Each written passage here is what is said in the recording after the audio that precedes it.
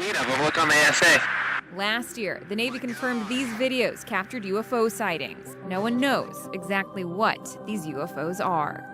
If this is true, if there's even a shard of a possibility that this is true, it is the biggest scientific question that has ever confronted mankind. Hey guys, what's up? Welcome back to another video. Many people think that UFOs and aliens are a topic reserved for conspiracy theorists. However, there is a theory out there called zoo theory, and it's actually a real school of thought held by people in the scientific community. In fact, people who have been studying outer space for a really long time in a formal setting. You may be surprised to hear that the scientific community in general, astronomers and anyone who's studying outer space, generally tends to believe in favor of the existence of aliens, at least aliens in some basic amoeba form, because of the sheer probability of it all. Because the universe is billions of years old, so the time scale is huge. The distance, the vastness, the size is just huge. Humanity makes up only 200,000 years. Our galaxy is so big, nobody has the time to travel it. It would take astronauts millions of years to get across, unless they start freezing their bodies and coming back to life or something. They're not gonna survive the trip that it takes to get across. So it is nothing like taking a road trip to the other side of the country, seeing what's over there, meeting a new group of people in a new city. No, the distance that we've gone in space can hardly be called space because it's like the tiniest little space distance from our planet. In the past decade, year after year, scientists keep finding new Earth-like habitable planets known as exoplanets. These are planets in other solar systems, but are in what's known as the habitable zone, like Earth is in the habitable zone of our solar system. Given the number of exoplanets scientists keep finding, and given the big probability of life occurring on these Earth-like planets, the odds are that we're not alone. Probability says we should have been contacted a long time ago, and the fact that we haven't been raises the question, where are they? Are they hiding? We're talking about you. Come out! Fermi's paradox describes the conflict between the fact probability favors the existence of alien life and the fact we haven't made contact with alien life. Now, scientists have put forward various theories to try and explain Fermi's paradox, or try and rationalize why we aren't in contact with aliens despite such a high probability for their existence. One such theory is zoo theory, or zoo hypothesis. It's the hypothesis that aliens intentionally avoid contact and communication with humans on Earth. This would mean our solar system, or our entire Milky Way galaxy, is some sort of zoo or a national park sectioned off where there's no contact, and, maybe top secret, authorized visitations only. Pardon the interruption. What are you doing? What do you mean, what am I doing? Look at what I'm wearing. I made the commercial that we said we would make. That, girl, roll it. If you love comfy, affordable t-shirts and hoodies, TeePublic is the place to buy them. I've used TeePublic to launch my line of merchandise, and this particular design featured is linked down below. Click it to explore men's, women's, and kids sizes and choose from a range of colors and soft materials.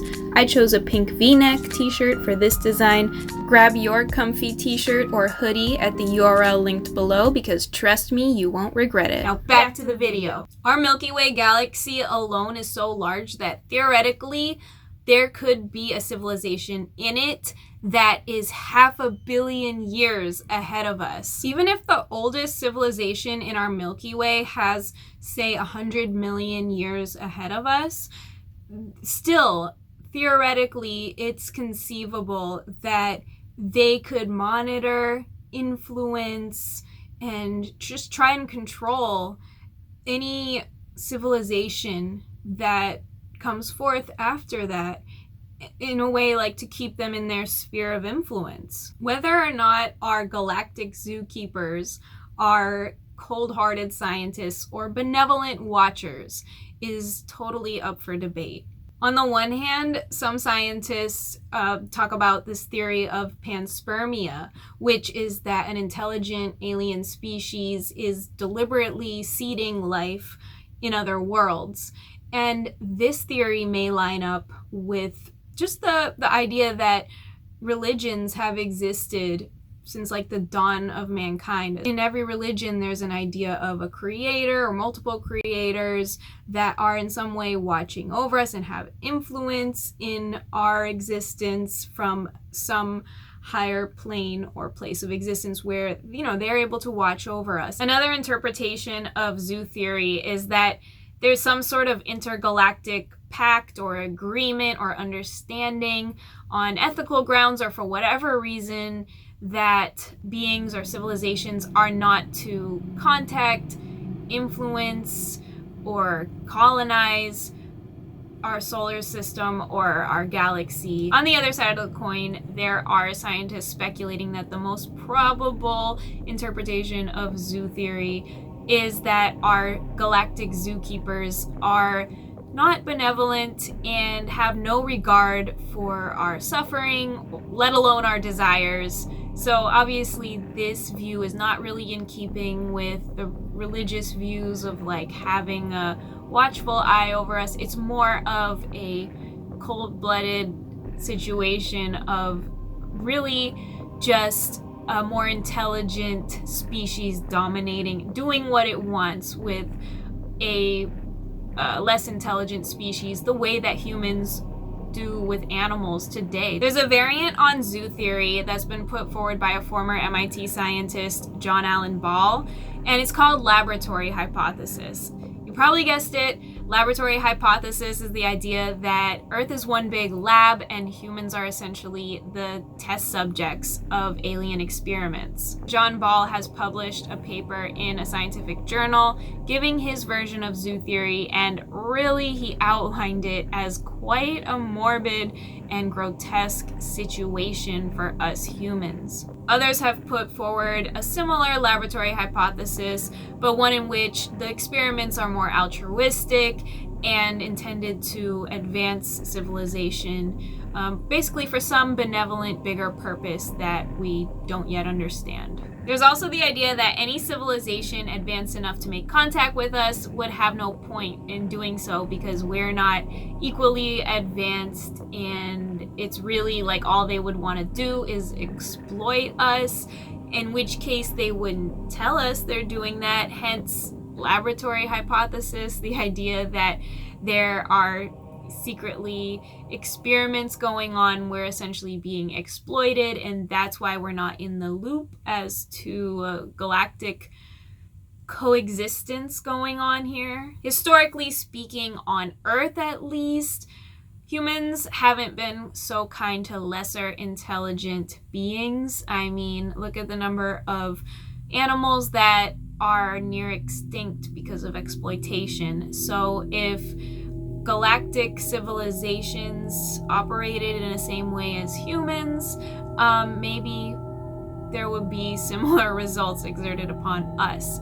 We don't know. Critics of zoo theory have said that there's just too big of a likelihood that some alien somewhere would spill the beans to planet Earth and expose the fact that we were being exploited, or at least that we were being quarantined from the rest of galactic coexistence. In response to that, zoo theorists could say, well, the zookeepers could have really advanced technology preventing any kind of contact from being made, like a really advanced surveillance security system, basically. We have had a lot of alien abduction stories coming out ever since the 1950s, when countries first started developing nuclear weapons programs.